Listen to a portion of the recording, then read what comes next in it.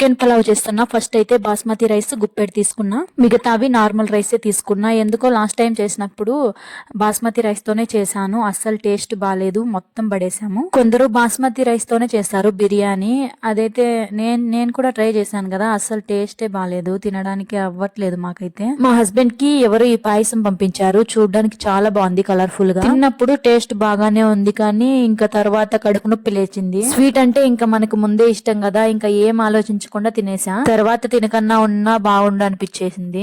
నేను చికెన్ పులావ్ ఎలా చేస్తానో ఈ వీడియోలో అయితే చూపిస్తాను. ఒక కుక్కర్ తీసుకొని అందులో ఆయిల్ వేసాను, జీలకర్ర వేసా, అట్లనే టమోటాస్, ఆనియన్స్, పచ్చిమిర్చి కూడా వేసాను. ఈ మగ్గిన తర్వాత ఉప్పు కూడా వేసుకున్నా. చికెన్ వేసుకున్న తర్వాత పసుపు కూడా కొంచెం వేసి కొద్దిసేపు మూత పెట్టుకోవాలి. తర్వాత అల్లం వెల్లుల్లి పేస్ట్ వేసుకున్నా, పచ్చివాసన పోయేంత వరకు వేయించాలి.